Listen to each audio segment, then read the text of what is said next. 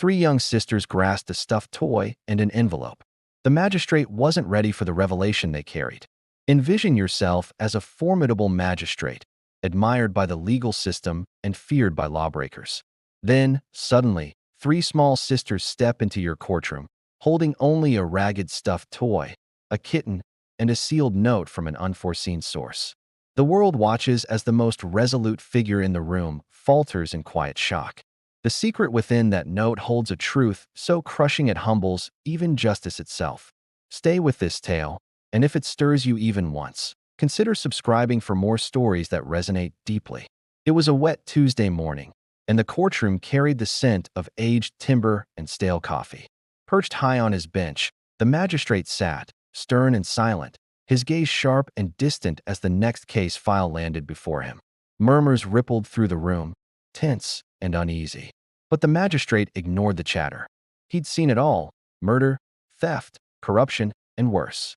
Nothing could unsettle him until the courtroom's rear door creaked open, and three small sisters stepped inside, soaked from the rain, their clothes too thin for the chill. The smallest clung to a worn stuffed toy missing one eye.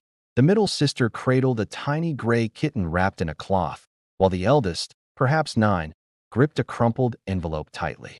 Her lips quivered, yet her eyes burned with purpose, as if driven by a mission. The magistrate frowned, his voice sharp. "This is a courtroom, not a refuge for strays," he began, addressing the usher. But before he could finish, the sisters advanced down the aisle, their steps deliberate and soft, echoing in the stillness. The room fell silent. The counsel set down his pen, the defense advocate stood motionless, and even the guards hesitated, uncertain. The sisters reached the front, and the eldest spoke, her voice trembling but resolute. "Our mama passed away this morning," she said. The magistrate froze, stunned. The envelope in her hand shook as she stepped closer. "She told us to give this to you, sir." The magistrate stared at the note, motionless, breathless, then slowly extended his hand to take it. The silence was so profound it seemed the world held its breath. As he read the handwriting on the envelope, his hands trembled, his face paled, his jaw tightened, and his lips parted as if to speak, but no sound came. He recognized the name scrawled across it. In that moment, the toughest man in the courtroom felt like a vulnerable boy again. The sisters stood unwavering, not crying, not pleading, just waiting, as if they knew something he didn't. The magistrate rose slowly, oblivious to his robe, the courtroom, everything. As he opened the note, each word weakened his knees. The message pierced the defenses he'd built over decades. For the woman who wrote it was someone he had loved, someone he had lost, someone who never told him she bore his daughters. Now she was gone, and these sisters, these quiet, brave souls, stood before him, holding a stuffed toy and a note, seeking not justice or wealth, but a home, a father. The magistrate's grip on the gavel loosened, and it fell to the floor with a faint thud.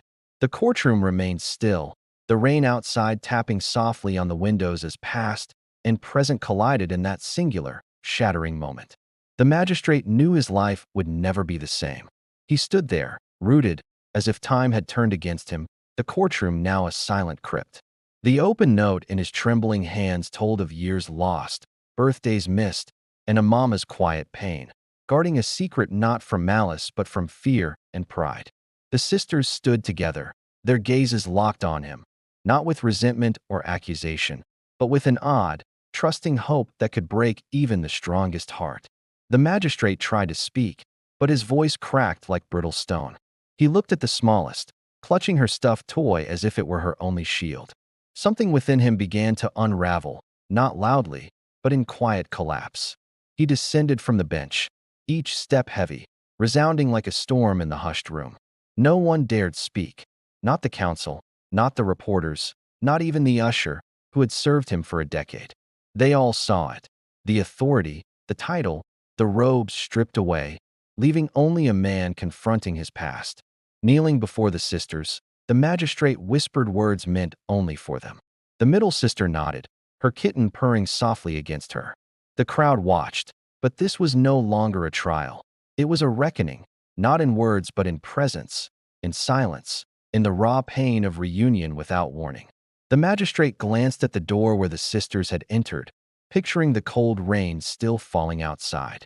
He knew, without doubt, they would never face it alone again. The courtroom held its breath as the magistrate knelt before the three sisters.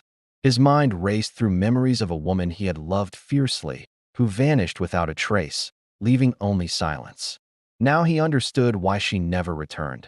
She was shielding them, perhaps from him, perhaps from the world, perhaps from a truth too heavy to bear. That truth now stood before him, in worn shoes and rain-soaked hair.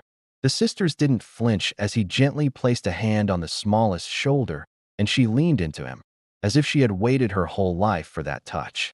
The eldest handed him the rest of the note, the part their mama said he must read once they found him. Inside were details, photos, medical records, school notes, and at the bottom, a line in shaky handwriting. "If you're reading this, I'm gone. Please do what's right, not for me, but for them." Those words struck harder than any ruling he'd ever issued. Rising slowly, he faced the room, his voice steady, like a calm sea. "This court is adjourned indefinitely," he declared. Then, turning to the sisters, he said, "Let's go home, not to chambers, not to a grand house, but home, wherever that is, as long as we're together." For the first time, the magistrate broke a rule, not by choice, but because love demanded it. As they walked toward the exit, hand in hand, the entire room rose without prompting, for everyone knew something greater than law had unfolded, something purer, truer, unforgettable.